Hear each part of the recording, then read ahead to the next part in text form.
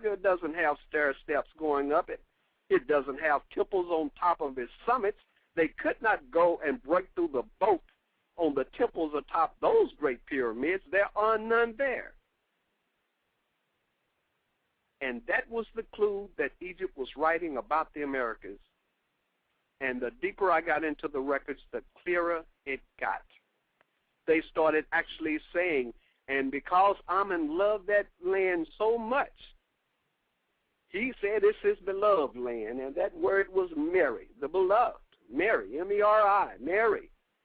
And the land, of course, as before, is Ta. So you have the land, the beloved land, Ta-Mary. And they kept that name and just put the Ta on the end of it. So Ta-Mary became a Mary Ta. We simply say America. We kept the name that Egypt gave to the Americas. So that was the big mystery behind that $10 million map that Martin Waldseemüller made and then put the name America on it in 1507.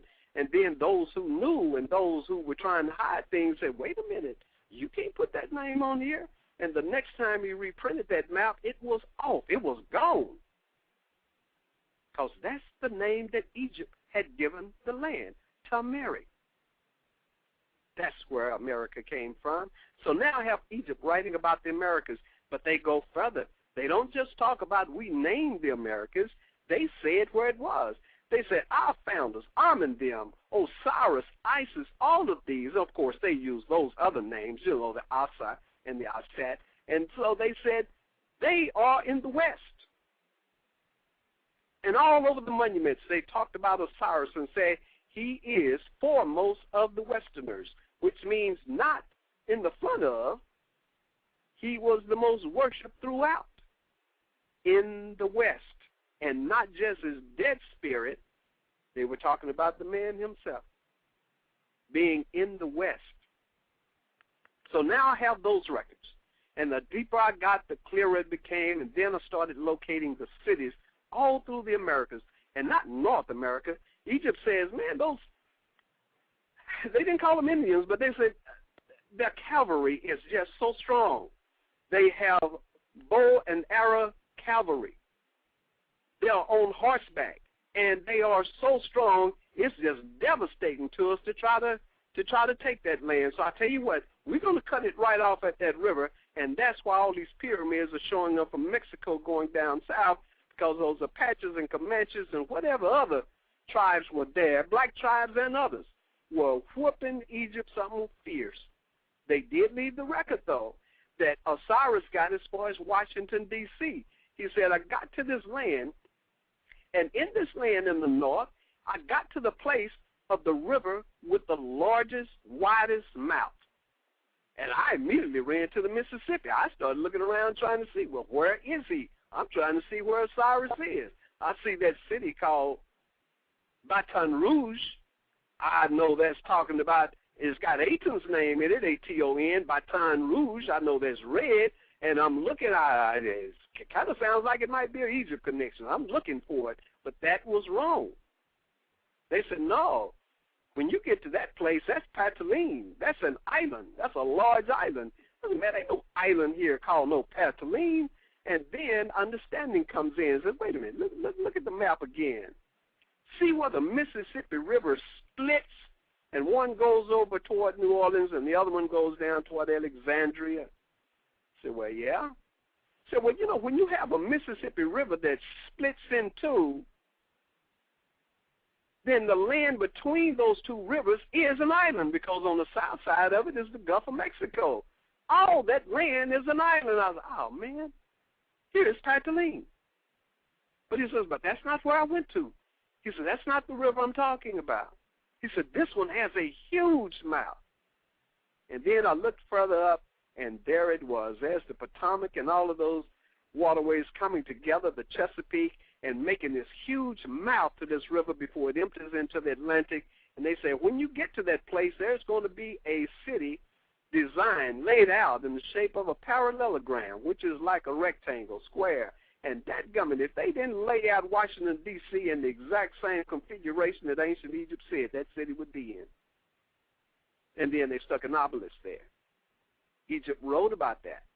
They just said it was too hard to keep control of that land with that very strong horseback army of bow and arrow shooting warriors.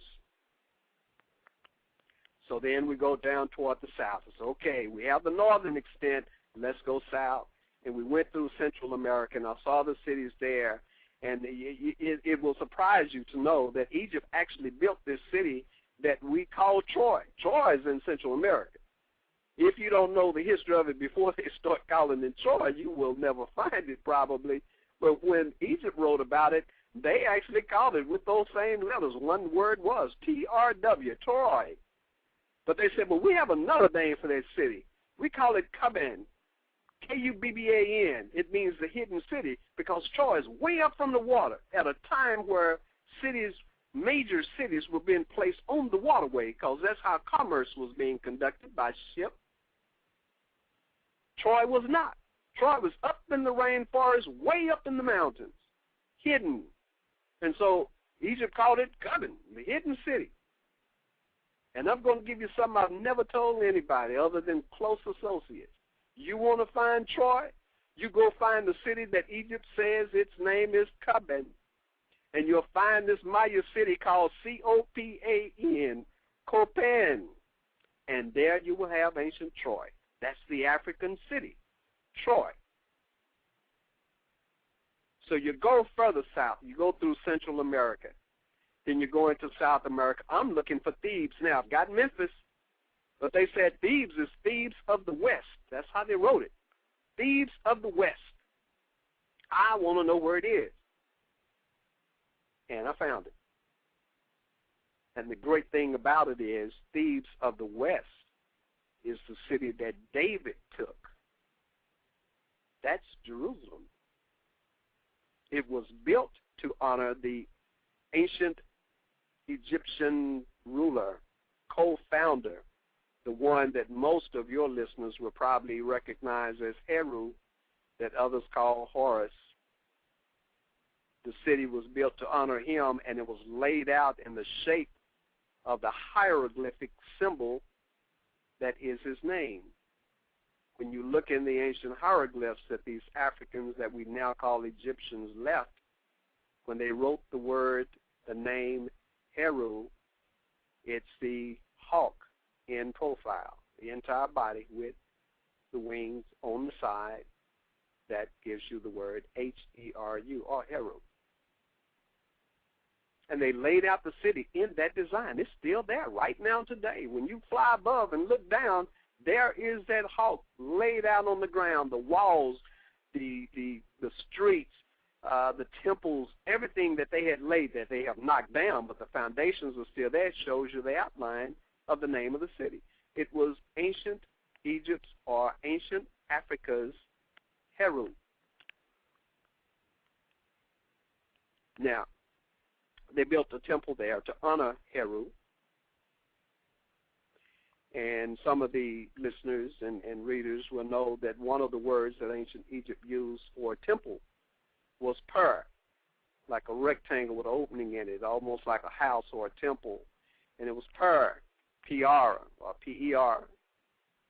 And so when they have that temple there and they're talking about that place where this famous temple of Heru is, they would say the temple of Heru or Peheru. And so now we don't say Peheru, we simply say Peru. It's that simple. It's that clear. It's been standing in front of our eyes this entire time. But as long as you let others educate you and tell you what a thing means and you don't test it, you keep teaching the same errors. And that's what was going on. They were getting some knowledge, but they were teaching the errors with the knowledge that they were getting. The Egyptologists knew, but they knew that they were going to hide those Africans. They were going to hide that this was an African civilization because they were trying to justify blacks as being inhuman so that they could make wealth off of them as slaves. And you couldn't say that they were inhuman and uncultivated if you show them with these civilizations. So they distanced them. They divorced the African from the Egyptian histories, or they attempted to. When they came into the Americas in the 1500s, supposedly stumbling upon it with Columbus, you have to understand Columbus had just returned from West Africa. He had the maps. The same ones that had come over and became what we now call Aztecs, and they hated that. That was a derogatory term. It meant that they worshiped the pagan deity Sutek that ancient Egypt writes about. So if you're of something, you are a something. You are of it. So they were Sutecs or Aztecs. They said, no, we're Christians, we're Muslims, and there are others among us who do worship these traditional beliefs. But they were in a mode of trying to show them as being uncultured and uncivilized. So they knew, when they came in the 1500s, they knew where they were. They knew this was Egypt. You find this strange letter in Spain where they're having the wars against the blacks who are now running Spain wars, and they didn't lose that until 1492.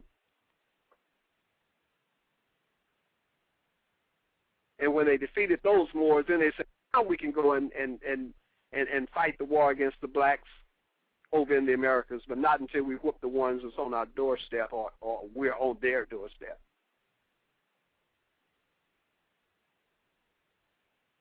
So that's the history that's unfolding.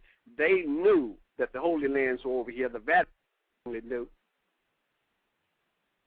And they sent it over to destroy these churches and these people so that the Vatican could be the head of the churches by destroying the other 11 that was in the Americas.